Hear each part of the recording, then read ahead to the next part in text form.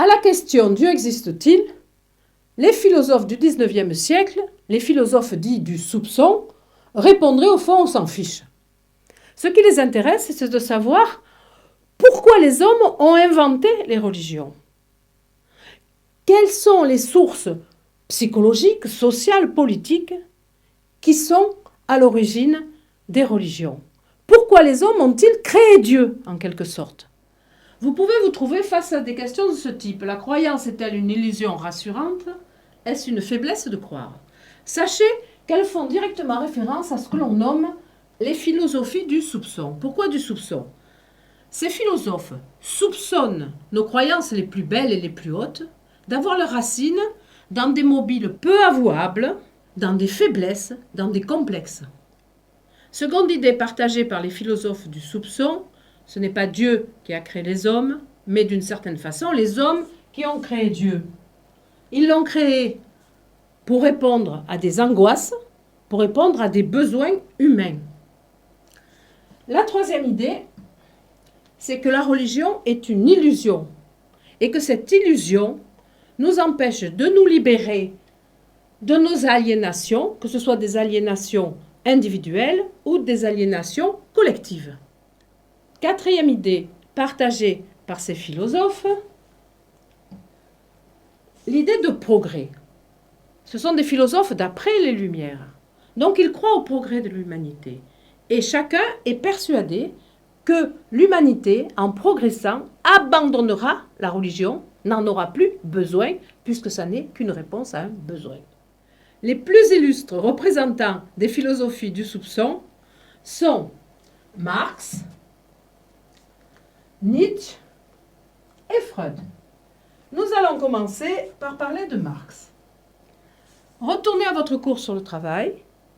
Vous voyez qu'il y a des capitalistes et des prolétaires dans le système capitaliste. Les prolétaires sont, par définition, opprimés. Ils souffrent dans leur situation. L'invention de Dieu, l'invention de la religion, pour employer les termes de ces philosophies, va permettre à ces personnes qui souffrent de mieux supporter leur situation.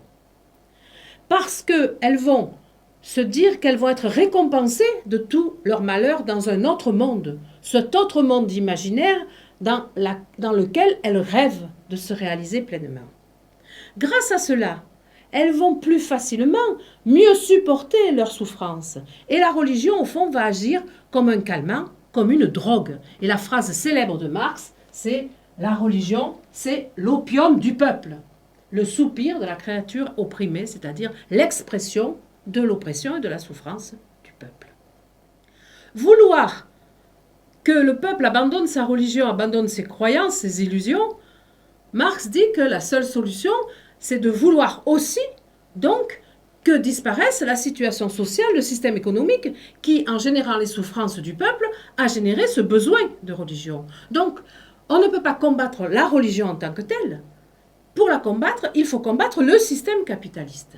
C'est l'expression d'un principe que vous devez connaître. Accrochez au concept de superstructure et infrastructure. Pour Marx, l'infrastructure, c'est-à-dire le système économique, et même pire, le système matériel, les machines, les modes de production qu'avons-nous comme moyen technique de produire, vont donner naissance à la superstructure. Il dit même détermine la superstructure. Retournez chercher la définition du mot déterminer. Donc, l'infrastructure détermine la superstructure. C'est-à-dire que ce sont ces données techniques et matérielles qui vont conditionner, déterminer toutes les autres. C'est-à-dire la religion que nous avons ou pas, les prises de position politiques, l'art, ce que nous aimons, ce que nous n'aimons pas, le type d'art, les relations entre les gens, y compris à l'intérieur de la famille, etc. Pour transformer une superstructure comme la religion, on ne peut pas la transformer en tant que telle. Il n'y a pas besoin de combattre la religion. Ce qu'il faut combattre, c'est l'infrastructure, c'est-à-dire le système de production capitaliste. Toutes ces idées, vous les retrouvez dans ce texte de Marx. C'est l'homme qui fait la religion, ce n'est pas la religion qui fait l'homme. Passons maintenant à Nietzsche. Nietzsche, comme Marx et comme Freud après, dit que ce sont les hommes qui ont créé, qui ont inventé Dieu. Mais pas n'importe quels hommes. Dans ce cas, pour Nietzsche, il s'agit des faibles. Ils ont inventé la religion parce que grâce à elle, ils empêchent l'effort de prendre le dessus, ils les écrasent avec des lois, avec des règles morales, avec de la culpabilité. Pour Nietzsche, la religion, c'est l'antithèse de la vie, l'ennemi de la vie. Parce qu'elle promet un au-delà, une vie dans l'au-delà, et grâce à ça, ça déprécie la réalité, la vraie vie. Les gens ne cherchent pas à se réaliser dans le réel. Ensuite, les forts, les puissants ne peuvent pas non plus réaliser leur puissance et leur force, ne peuvent pas s'épanouir. Là, dans ce texte, il nous dit que c'est une perversion, la religion. La notion de Dieu a été inventée comme antithèse de la vie. Passons maintenant à la disparition de la religion, puisque chez chacun des philosophes, on retrouve cette idée-là, pour Nietzsche. Eh bien, pour Nietzsche, c'est là où c'est le plus fort et le plus déclaré. Il a écrit un jour « Dieu est mort ». C'est une phrase que tout le monde connaît. Qu'est-ce qu'elle signifiait? Nietzsche, au XIXe siècle, pense que l'homme est arrivé à une nouvelle ère, à un nouvel âge. Celui où on va abandonner la croyance en une transcendance. Celui où on va voir disparaître les croyances judéo-chrétiennes. Celui où le monde et le règne des faibles va finir. Pour lui, c'est l'avènement du surhomme et ce surhomme va fêter la mort de Dieu. Le troisième philosophe du soupçon, c'est Freud. Pour Freud, la religion, c'est une maladie, une névrose. Il le dit dans ce texte, c'est la névrose universelle de l'humanité. Une névrose infantile. Pourquoi? Parce qu'elle est construite sur le complexe d'Oedipe. Complexe d'Oedipe dont c'est l'occasion de vous parler. Prenons un petit garçon, vers 4-5 ans, il va ressentir un amour absolu, inconditionnel, passionné, même sexuel pour sa mère.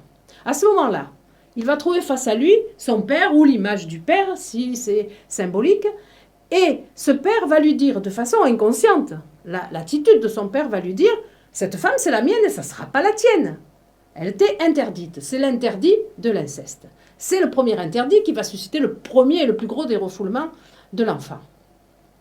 À ce moment-là, le petit garçon se dit, pour avoir cette femme ou une femme qui ressemble à ça, il faut que je ressemble à cet homme. Donc il va imiter son père. Il va le prendre comme modèle. Il va le craindre puisque c'est celui qui porte l'interdit. Et il va aussi en avoir besoin, l'aimer parce que c'est son protecteur. Il est puissant. Eh bien, un père qu'on imite, qu'on admire, un père qu'on craint et un père qui vous protège, c'est très exactement l'image de Dieu. Et c'est bien le père oedipien que les hommes ont pris comme modèle pour fabriquer Dieu. Pourquoi? Parce que, dit Freud, c'était des gens qui n'étaient pas arrivés à maturité psychologique. Ils n'avaient pas résolu leurs problèmes, leur complexe d'Oedipe. Ils ont donc, pour survivre à l'âge adulte, dû inventer Dieu, ce père de substitution.